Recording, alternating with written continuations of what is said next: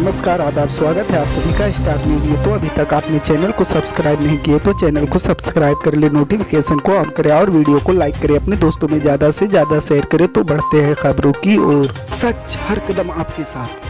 आपको बता दें दोस्तों, दिल्ली एनसीआर में दिवाली के बाद एक बार फिर से प्रदूषण खतरनाक स्तर पर पहुंच चुका है। AQI की गंभीर श्रेणी को छूने के बाद दिल्ली में और भी प्रतिबंध लगा दिए गए हैं, जिसके मद्देनजर ग्रेडेड रिस्पांस एक्शन प्लान का तीसरा चरण लागू कर दिया गया है, जिसके मद्देनजर आवश्यक परियोजनाओं को छोड़कर सभी तरह के निर्माण और विध्वंस गतिविधियों पर पूरी तरह से रोक रहेगी। इसके अलावा ईंटों के भट्टे माइनिंग व उससे जुड़ी गतिविधियों समेत कई पर पाबंदियां लागू की गई है।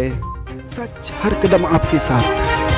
आपको बता दें दोस्तों, हिमाचल प्रदेश विधानसभा चुनाव से पहले शिमला में पंचायत आज तक का महामंच सजा है। इस खास आयोजन में हिमाचल प्रदेश विधानसभा चुनाव को लेकर चर्चा हो रही है। अब तक केंद्रीय मंत्री अनुराग ठाकुर, मुख्यमंत्री जयराम ठाकुर और कंगना रनौत समेत कई दिग्गजों ने मौजूदगी दर्ज कराई है। चर्चा में हिमाचल में कांग्रेस के प्रबंधक देख रहे राजीव शुक्ला ने भी हिस्सा लिया। उन्होंने कहा कि इस बार का चुनाव पिछले चुनाव से आसान है। कांग्रेस उम्मीदवारों के नामांकन में इतने लोग उमड़ रहे हैं और माहौल एकदम बदला हुआ नजर आ रहा है। यहाँ कांग्रेस की 2/3 बहुमत से सरकार बनने जा रही है। सच हर कदम आपके साथ। आपको बता दें दोस्तों, उत्तर प्रदेश में स्पेशल चिल्ड्रन की टीचर लोगों के लिए मिसाल पेश कर रही। खुद प्रधानमंत्री नरेंद्र मोदी भी उनके काम की तारीफ कर चुके हैं। हम बात कर रहे हैं यूपी के बरेली की टीचर दीपमाला पांडे की, जिन्होंने खुद स्पेशल चाइल्ड के लिए 1 टीचर 1 कॉल की शुरुआत की है और सैकड़ों छात्रों के लिए मदद का हाथ बढ़ाया। ये शिक्षिका छात्रों की टीचर दीदी के नाम से मशहूर है। सरकारी स्कूल में पढ़ने वाले छात्रों में कुछ बच्चे ऐसे होते हैं जो दिव्यांग या स्पेशल चाइल्ड होने की वजह से नॉर्मल बच्चों से काफी अलग थलग पड़ जाते हैं। वे कई बार उनके बीच अपनी जगह नहीं बना पाते हैं। ऐसे में इन बच्चों के लिए बरेली की शिक्षिका दीपमाला पांडे ने एक नई पहल की है। दीपमाला ने स्पेशल बच्चों को पढ़ाने के तरीके में बदलाव करके उन्हें मुख्य विचारधारा से जोड़ने का काम किया है। सच हर कदम आपके साथ।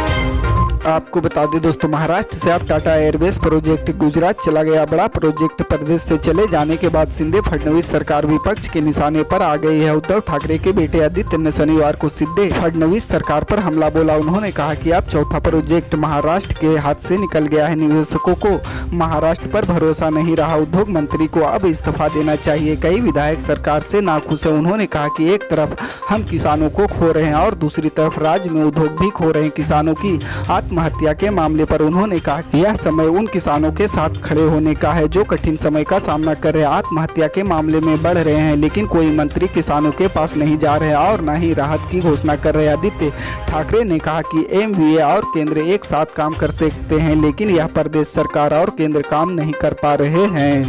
सच हर कदम आपके साथ। आपको बता दें दोस्तों, कांग्रेस के पूर्व अध्यक्ष राहुल गांधी की भारत जोड़ो यात्रा इस समय तेलंगाना में चल रही। राहुल गांधी की भारत जोड़ो यात्रा की सफलता और कांग्रेस की राजनीतिक नफा नुकसान की कसौटी तो चुनाव होगी, लेकिन 50 दिनों की यात्रा में पार्टी के असंतुष्ट नेताओं को जोड़ने में कामयाब रहे। राहुल गांधी की कार्य प्रणाली और फैसलों से नाराज असंतुष्ट नेताओं को भी अब उनके साथ चलना अच्छा लग रहा है। पंजाब से लोकसभा सांसद मनीष तिवारी ने यात्रा के 4 राज्यों से गुजर जाने और 50 दिनों के बाद शुक्रवार को राहुल गांधी के साथ नजर आए। असंतुष्टों के ज्ञापन में हस्ताक्षर करने वाले राज्यसभा सांसद विवेक तनखा भी पिछले दिनों यात्रा में शामिल हुए थे। राहुल की यात्रा मध्य प्रदेश से भी गुजरनी है, लिहाजा इन दिनों वहां उसकी तैयारियों में भी शामिल हैं। सच हर कदम आपके साथ। आपको बता दें दोस्तों, सुप्रीम कोर्ट सोमवार को एक अहम याचिका पर सुनवाई करने जा रही। दरअसल एक संगठन ने सर्वोच्च न्यायालय में पिटीशन दाखिल कर मांग की है कि मतदान के लिए इस्तेमाल होने वाली इलेक्ट्रॉनिक वोटिंग मशीन में उम्मीदवार के पार्टी के चुनाव चिन्ह की जगह उसकी उम्र, शैक्षिक योग्यता और फोटो लगी हो। याचिका में अनुरोध किया गया कि सुप्रीम कोर्ट के इसके लिए चुनाव आयोग को निर्देश दें। याचिका में कहा गया कि इस तरह के कदम से मतदाताओं को बुद्धिमान, मेहनती और ईमानदार उम्मीदवारों को वोट और समर्थन देने में मदद मिलेगी। साथ ही टिकट बांटने में राजनीतिक दलों के हाई कमांड की मनमानी पर लगाम भी लगाई जा सकेगी। इस याचिका पर मौजूदा चीफ जस्टिस यू ललित, न्यायमूर्ति SR भट्ट और न्यायमूर्ति बेला त्रिवेदी की पीठ सुनवाई कर सकती है। सच हर कदम आपके साथ। आपको बता दें दोस्तों, बीते दिनों मल्लिकार्जुन खड़गे ने कांग्रेस की कमान संभाल लिया और राजनीतिक भी करनी शुरू कर दी। पार्टी का नया बॉस बनने के बाद खड़गे के आने वाले समय में कई चुनौतियों से सामना होने की उम्मीद है, जिसमें राजस्थान संकट एक है। उन्हें राजस्थान में लंबे समय से चल रहे अशोक गहलोत और सचिन पायलट के बीच कथित लड़ाई को न सिर्फ शांत करना होगा, बल्कि अगले साल होने वाले विधानसभा चुनाव के लिए कुछ कड़े फैसले भी लेने होंगे। पार्टी के अध्यक्ष बनने के बाद खड़गे ने पिछले दिनों सचिन पायलट से मुलाकात, जिसके सियासी मायने निकाले जाने लगे हैं। पायलट दिल्ली पहुंचकर खड़गे से मिले और दोनों के बीच बंद कमरे में काफी देर तक बातचीत हुई। सूत्रों की माने तो कांग्रेस के दोनों नेताओं के बीच राजस्थान संकट को लेकर भी खुले तौर पर बातचीत हुई।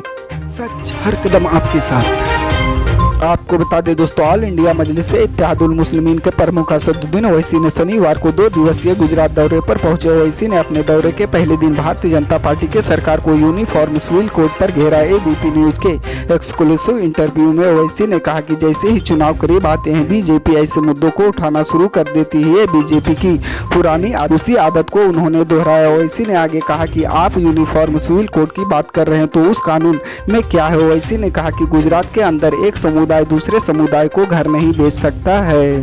सच हर कदम आपके साथ। पल पल की अपडेट जानने के लिए जुड़े रहें हमारे स्टार न्यूज के साथ। मिलते हैं अगली बड़ी खबर में, तब तक के लिए जय हिंद।